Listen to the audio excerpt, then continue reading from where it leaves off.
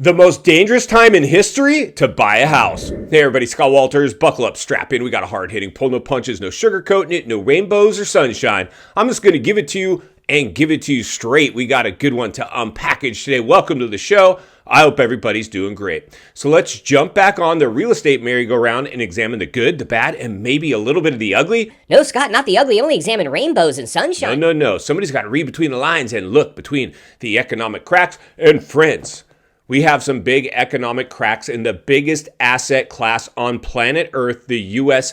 housing market. It went through the biggest artificially stimulated bubble ever witnessed in human history with no organic growth. That is dangerous, my friends, because anytime, insanity coming up for anytime the housing market exhibits bubble behavior, you're going to have to put some percentage of crash risk. Now, listen, as a real estate agent myself, I'm giving you my take, my boots on the ground take, and I love real estate. I own real estate. I work in one of the hottest markets in real estate, but something didn't pass the smell test because I've seen this movie before. I lived through the Great Recession, the Great Financial Crisis. And so listen, friends, the reality is this. When I saw this bubble, it made the last bubble look like a warm-up. So even as an agent, I started ringing the bell, sounding the alarm, and letting people know the biggest artificially induced housing bubble ever witnessed in human history might not sustain itself. And my friends, it's doing exactly what I predicted. It's not sustaining itself. Now listen, friends, we've talked about this before. I think unless you've lived through a boom-bust cycle as a bill-paying adult and suffered some of its blowback, you don't really understand the severity and the magnitude. And that was me in the '08 era. I remember people starting to talk about recession and housing prices coming down, but I hadn't lived through a boom-bust cycle as a bill-paying adult and suffered its blowback. I'd lived through some recessions, but my parents were pretty much dealing with that. Or as a renter, I didn't care. It didn't matter to me. We didn't have anything like what happened in 2008 really to pull from other than the Great Depression, which was a stock market crash of 1929 or whatever it was, before any of us lived through, none of us lived through that. We've heard about it, but until you've lived through these situations, then you have firsthand experience, and that is something that money just cannot buy. So for me, I just learned a very important lesson. I don't regret going through what I went through in the past, and luckily I got out pretty scot-free in terms of a lot of other people. I didn't get a foreclosure, but I got close, and it was not fun. I had some sleepless nights, and I bought into the narrative that it's a great time to buy. Now, listen, there is some opportunity out there, but for us, and hopefully if you're new, get subscribed and stay close to the channel. For me, what I really try to train people is treat this property as an investment property, even if it's your primary home. What is your cost to carry if you're pulling a mortgage? Is it within the property's rent range? If so, that's an added layer of safety, and it opens the door for you someday if you want to upgrade into a new house. You don't have to sell the old house to do it. You can put a renter in there. It's a positive income earner, and you can stack investment properties, which is in fact the path to wealth, where 95% of all millionaires made their money, not by owning their homes, by owning other people's homes. But today, what we're seeing with these FOMO factory, bubble buyer, concentration camp, new builder developments, they build model homes staged to perfection. You fall in love with furnishings and finishes, and then you're sardined in to these cracker box homes in these housing tracts. For me, personally, now I'm not saying I wouldn't buy one of these if it penciled out, maybe. But for me, I always look at existing neighborhoods where people bought decades before. If everybody in your neighborhood bought during the crisis, during the bubble, these new developments that popped up, those are going to be the foreclosure concentration camps. Unfortunately, don't shoot the messenger. I'm just telling you the facts, ma'am, sir. And my job is to protect you. And I know it's odd. That's one of the things I've heard it many times as a sales guy. It's like, you are the most honest sales guy I've ever met. And listen, friends, I've trained to sell at any cost. The ABCs, always be closing, always be closing, always be closing.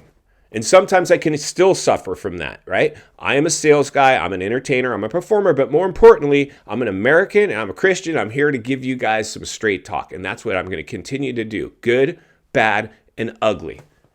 But the reality is this. Right now is, in fact, in my opinion, the most dangerous time in human history to buy a house. Why, you ask? Well, of course I'm going to tell you. Because this bubble was on steroids. I had seen people lining around the block to tour open houses, getting into bidding wars. I didn't see that in 2008. This happened, and this was overnight appreciation to never seen before highs. It was zero organic. That is scary. And here's the scarier part. I was talking to somebody yesterday, and I was talking to a couple guys. Actually, I was on my motorcycle in the backcountry, and I ran onto this like forest crew that were fixing the roads in the backcountry for fires here in California.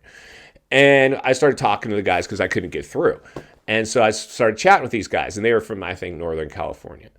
And one of the things that I had told them, or through the conversation, you know, of course, I'm a real estate guy, so I can't help myself and start talking about real estate. And one of the guys had just bought, but he had bought in the $300,000 range in like Redding, California. And I, you know, here's the thing for him. And I told him, I said, hey, here in where I'm at in Southern California, you know, 1.5 is probably what you would have to pay to get that house you paid $300,000 for. So if a 50% downturn comes, like we saw in 2008 era, somebody's going to take a potentially, you know, hundreds of thousands, if not $1 million haircut. Those hurt. But if his property comes down, which it won't probably take as big of a hit because affordable homes will always be in demand, and he's even under the median national home price average, whereas there's safety even in that, his exposure is minimal compared to those high rent districts. Those are the places that get hit hard. Now, the reality is this. This is the scary part. Even where he bought, pre-pandemic, those homes were like 100, maybe 200,000. They almost doubled, and that's pretty much the story almost nationally. Prices almost doubled overnight in a really short period of time. So on paper, if you already owned, you're like, this is great. We call that the wealth effect. You're like, honey, we've got so much equity in this house, and we're seeing people. It's summertime. I'm seeing the boats. I'm seeing the RVs. I'm seeing still a lot of excess stimulus out there. So the air's not coming out of the balloon quite as fast. Now, we're one news event away, of course, from a flash crash, a black swan event, totally on the table. You can't rule that out, but we can't predict that. You need the crystal ball. But what we can go off of, can we judge the past to predict the future? And final thoughts, I come to you as a friend, as a content creator, as a real estate guy that wants to see you not only win in real estate, win in life. Understand the waters you're swimming in now, they're shark infested. U.S. housing market, you're back in the swimming pool with the biggest artificially induced bubble ever witnessed in human history. Buying right now is the most dangerous thing you can do unless you know what you're doing. There's a lot of things that we have to look at, but the number one, it doesn't take a rocket scientist to figure this thing out.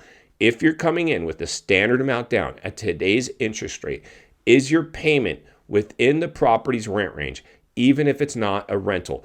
Those are the things that give you safety.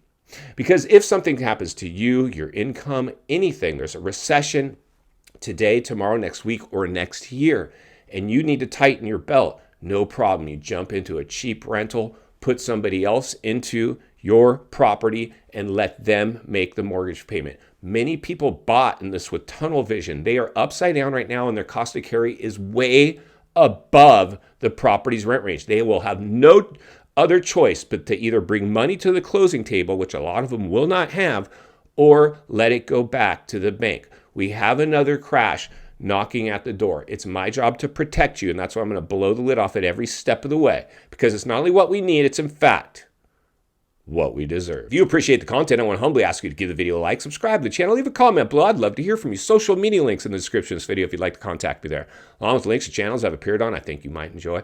If you need help buying or selling real estate here in America, I have the biggest network of top-rated agents in the nation ready to assist you. It'd be our honor and our privilege to do so. Email in the description for you as well.